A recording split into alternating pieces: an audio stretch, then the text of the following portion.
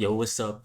It's Thursday, you know what I'm saying? It's about to be Friday. I got a lot of love on the videos yesterday. Shout out to everybody that, supported the videos yesterday and liked the videos yesterday. I got a main, I'm saying, important question for y'all.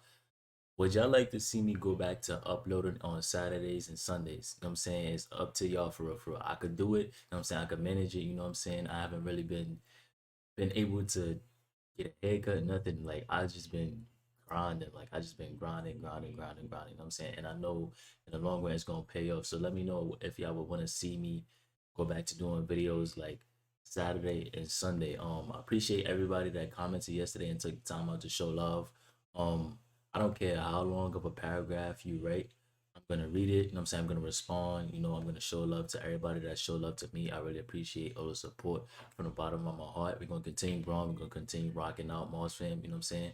Um, I'm glad y'all could feel my energy that I'm a real genuine person and really got love for the people that support me. But we ain't gonna talk too much, just make sure y'all answer that question. And this is the story of rapper Chinx Drugz. I knew him for the simple fact that I think he was signed to French Montana, and he had like ties with I think Stack Bundles too. I think Chinx Drugs come from Far Rockaway or something like that. But the only way to find out about his whole story is by getting straight into this video. On the investigation into the murder of rapper Lionel Pickens, known as Chinx. Okay, police checking surveillance cameras in the area for clues, but as Lisa Evers tells us, now they have a few solid leads. What's up, guys? Today we're gonna cover the story regarding the rapper Chinx. It's a really crazy story that happened over a period of 10 years from start to end. So welcome to the video. Let's get into it, guys. Before we get into the story and the timeline, let's talk a little about Chinx's life. He grew up in Far Rockaway, and that is in Queens, in New York. For you guys that don't know, Far Rockaway and especially Queens is known to be very isolated and have a lot of criminal activity, especially back in the days. He grew up with his mom. Yeah, I could tell you, you know what I'm saying, when it comes to Queens, you know what I'm saying? I don't know, y'all might feel a different way. I think the most nicest part of Queens is like downtown Flushing, like kind of close to that area. You know what I'm saying? Some people may not consider that Queens, but that's like the part I like, consider the most nicest. It's kind of different vibes type shit. Like now we go a little bit, you know what I'm saying, right field, that's a little bit different. That's a little bit different energy. Mother and his father. His father actually passed away when he was a teenager, and his mother was working as a clerk. After 11th grade, he dropped out of high school to pursue his rap career. His rap career didn't take off immediately, so he started selling drugs to bring in the money. As time went by, he was getting more and more fame, especially in New York City. A lot of people know who he was. I wouldn't consider Chinx as a household name in the business. Either way, he was a on his lot way of though. big collabs. He had made songs with artists like Jadakiss, Lil Durk, obviously French Montana, Nipsey Hussle, Young Thug, Rowdy Rebel, Bobby Shmurda, the list goes on. If you look at YouTube, he has many videos with over 1 million views. So he was definitely upcoming when his murder happened, which is very sad. I could definitely see him at the top of the game if he would still be alive. I don't see many upcoming rappers having this big collabs. Maybe you have one or two, but in Chinx's case, Emotion. several that was really big for him. So I definitely think that he had the potential to become something really big in the rap game. Let's get into the story, guys. Then we have to back up the tape to 2009. During the year 2009, Chinx was actually incarcerated in New York. He was charged and convicted of robbery and drug charges from June 2005 to October 2008. But he got out, and then he was taken back into custody shortly after he got released because he violated his parole. Another rapper that was sitting on Rikers Island at the same time as Chinx was Quincy Homre. Quincy Homre was also a local rapper from New York, and this hasn't really been investigated that far, but it is known that they got into a fight in the prison. The authorities still don't know what the fight was about, but their outcome of the fighting was that Chinx got the upper hand in the fight. So obviously Quincy wanted to get back at Chinx for this fight, and that happened in 2009. In late 2009, Chinx was released from prison. He got out, he started doing music, he got signed to the Coke Boys with French Montana. He started to blow up. And according to police, Quincy took this very personal. They had a fight in prison. Chinx get out, he get all the buzz, all the screams. And at the other side you have Quincy that's kind of like, hey, what am I doing? My career is not popping off, I'm not doing any numbers. It really got to him. So he was out for revenge for Chinx. The years went by. Chinx was actually kind of still doing a lot of music, doing a lot of numbers. He was actually evolving his career, and Quincy was still stuck in the streets of New York, not really doing anything. He couldn't get his career popping. Then in 2015 in April, Chinx was doing a show at the Soundgarden Hall in Philadelphia, and Quincy decided to roll up on the show.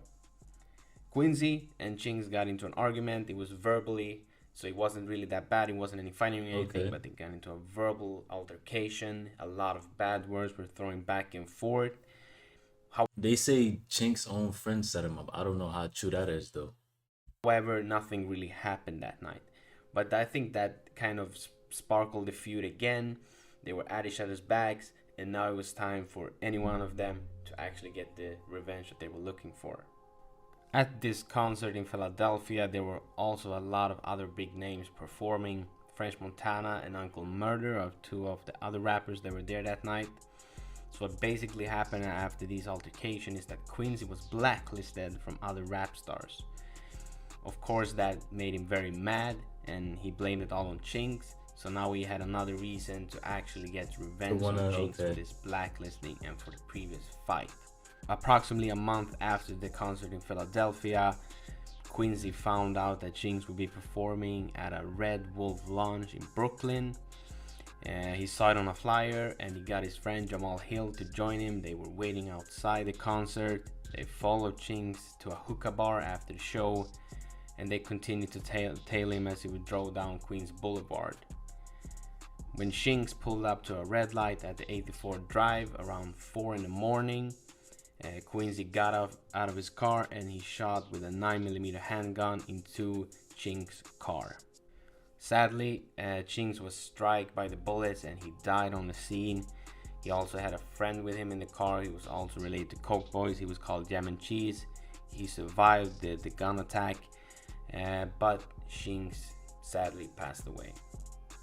After the shooting, Quincy left the scene. They drove off, him and Jamal Hill drove off from the crime scene, and it would actually take quite some time before the cops could arrest them.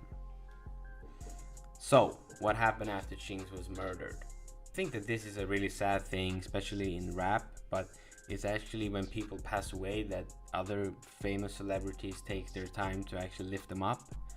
Shortly after Chinx was murdered, there was a lot of really big stars sending their salutes to him. Yeah, because Chinx I love. And also expressing a feeling that they were sad about his murder. Examples like Meek Mill, Migos, Wiz Khalifa, actually Khloe and Rob Kardashian also posted photos of Chinx on Instagram. They did? You had Jay-Z, he performed at a concert where he addressed this problem with the shootings in New York, and that many rap stars has passed away. So I think it's sad once again that someone has to pass away before people actually notice them and lift them up. I think that we can be better at lifting up artists that we think are good. We don't have to wait for them to pass away. I think that this is the case in many times, especially in the rap game. In the upcoming months after the murder, there was a lot of different rumors going around. The NYPD had a theory that the shooting was related to the killing of Stack Bundles. That was also a double homicide that occurred in Mount Vernon. Yeah, rest in peace to both of them. A lot of different rumors were going around. They were linking it to a lot of ongoing feuds, but sadly the police was always kind of wrong in their assumptions. They weren't related to anything else. This was just related to the Rikers Island situation in 2009. Okay. So I think that it took a lot of time before the police could actually arrest these two guys because they were looking down the wrong path. The officer in the New York Police Department that was responsible for the investigation was called Richard Rudolph. He said that there was nothing easy with this investigation. They had so many leads to follow down. They said that they actually followed down 100 different leads and they always hit a brick wall. So from that thought, you can also imagine that it took a lot of time. And when someone because I kind of remember when I famous first gets got found murdered, out, like the a whole lot of situation people want and to how help. murder got solved. It's always good to leave a tip to the police, but it could also send them in the wrong direction. But Richard Rudolph did a really good job. They were falling down the lead by lead, and eventually they hit the jackpot in the investigation, and they could finally get the people that had murdered Chinx. Yeah, I remember this. Quincy, why did you do it? Why did you do it? He crying? It would actually take the police 2.5 years to find the shooters, and they actually arrested Quincy alongside with Jamal Hill, the other guy in the car, in December 2017. So 2.5 years from the shooting to the actual arrest of the two. The first court date in the Chinx murder trial here at the Queens County Courthouse began with an intense encounter. And in a case that's been full of surprises, one of the accused... Quincy and Jamal Hill was both charged with second-degree murder and second-degree attempted murder. Quincy was already in federal custody of charges of robbing a bank in November 2015. So he was locked up on a 5-year sentence when he got this accusation of murdering Chinx. They both faced 25 years to life in prison if they were convicted of Chinx murder. Now that you guys have heard the story, you are probably wondering, what sentences did these guys get? Today, we are in October 2020, and the convictions are not determined yet. This is because both guys, they have other prison sentences that they are currently doing, and they have other cases that is still under investigation. So basically what the authorities did, that they said, okay, let's solve these other cases first. These guys are still locked up. They can't do any more harm in the communities. So let's get these other cases out of the way, then we move in to the murder of the Chinx investigation. So, end of the story is that the guys are locked up, but they haven't got their sentences for Chinx murder yet. I personally believe that they both will get sentenced to 25 to life. That's how I usually murder go. Case, and I don't think that they have much of evidence that speak for their innocence. As always, I want to end the video with a few words from my side. After seeing the timeline we just went through, it's just sad, guys, that somebody gets killed. That And he had a kid throwing too. a few punches like in 2009. That's 11 years ago. We still don't have the case done. The guys haven't been sentenced yet. So this timeline, it passes over a decade of time, and you can look at it from several aspects. But in the end, we had one guy, Chinx. He was doing good. He got his rap career popping. He was on the uprise. On the other side, we had Quincy. He didn't get the rap career he was looking for. He was committing bank robberies. He was being a very, very big threat to society.